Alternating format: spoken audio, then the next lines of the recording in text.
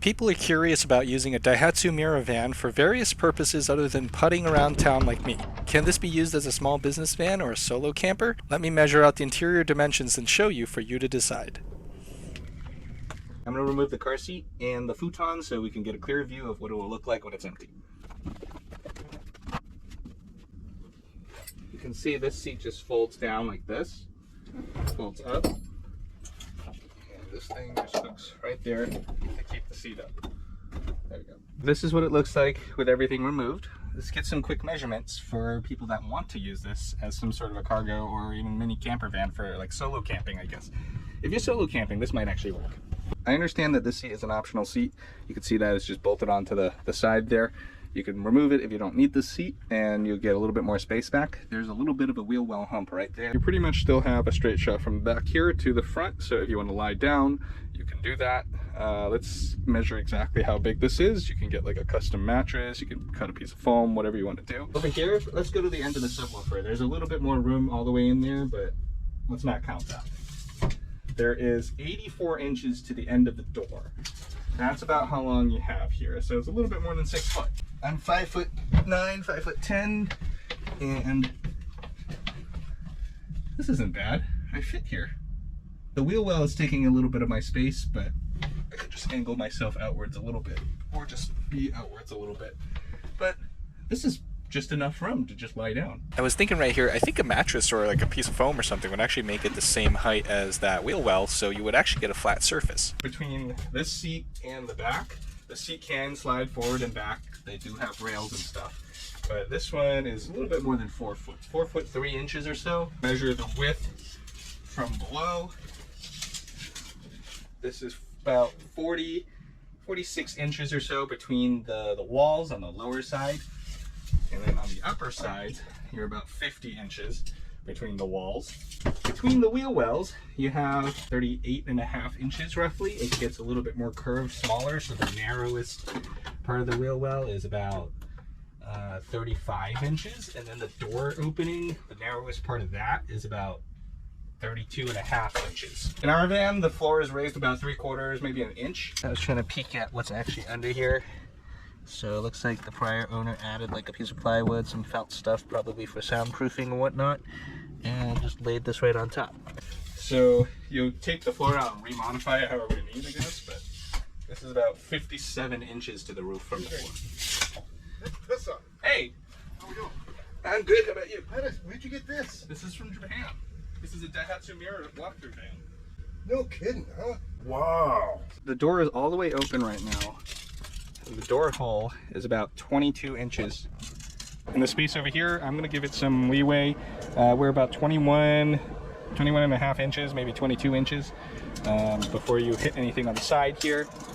There's not much space here, but it is a good space for you to kind of stand and turn around. I don't know if you need to put on your pants. What else do you do in a camping van like this, right? I'm going to show you the same thing, but a different angle from here. You can see how it's about 85 inches to get to the edge of the blue there, so 7 feet is safe really because the door has a little hump on it. Over to here is about 50 inches. Let's call it 49 just to be safe again. Yes, you can slide the seat forward, but the rail will still always be in your way. You can probably fabricate one of those like second row, third row like folding seat things in the new SUVs, like bolted to the floor so you could flip this up a little bit. You can get that out of your way, but you'll never really get the seat belt out of your way, the handbrake and the shifter. So theoretically that is not viable space for you to kind of access. You do have a cubby hole under the seat usually. Depends on the seat that you get. I've seen many different seats in these vans. Some have a little storage pocket underneath, some don't. I am kneeling right now and there's just some headroom, so if you kind of put like a nice soft pad down, you can kneel here. You could set up like a little camping kitchen table counter, something right here. You could probably set up a drain for like a sink if you want to have some water in here somehow, and you can just kind of drain it out even just down the bottom. I don't know. Are you allowed to do that? Sounds wrong. You can have other accessories and stuff kind of just mounted to the wall. You can have like magnetic hooks. Nick from way before the fame, I saw him do that with those magnetic hooks, and he has little Hot Wheels and stuff up here. That's pretty cool. Over here, this is an overhead light. I think this is not stock. I don't think I've seen this before in the other ones. What else do we got here? So For ventilation, it's always nice to have one of these window guards. This thing flips up. That thing is awesome for airflow. Just showing you what it's like in here. You do have some room to kind of set up some stuff. You can put some shelves, maybe some small shelves here. Just kind of basically drill into the side and mount stuff. Just don't go too far so you don't end up on the other side of the paint. I don't really know how thick some of this stuff is. It's cool some of these actually have windows. People cut them out and then just frame in a window in there, like those sliding like van windows, I guess. For camping purposes, the big hatch door might actually be a better option because that folds up and it's probably about like this far out. I don't know. I don't really know. I never folded one out to look at it, but you'll get like this nice long canopy that you can kind of stand under. I think you might have to hunch a little bit if you're a little bit taller than me, but I think you can get away with standing. I mean, especially if you kind of back into a spot like this and you get lower grass ground, then you can stand under that thing for shade. You could sit here, have your lunch. I mean, I actually sat back here and I had lunch even with these foldy doors once. So that's it for today. It's just me showing you the inside of a Daihatsu Mira van. If you want to try to make this a solo camper or something like this, it seems viable. I'm not into that life, so I don't really know what that's like, and I don't know if it's viable to do it, but you guys are familiar. You can see this. Like, comment, subscribe. Let me know if you think this is a solo camper vehicle. I mean, what I think in engine performance, it doesn't work that well. If you kind of drive in the back roads, slow city traffic, that kind of stuff, I mean, this engine is probably perfectly fine. It's just if you need to like kind of shoot long distances on the interstate or something, this you're kind of pushing it.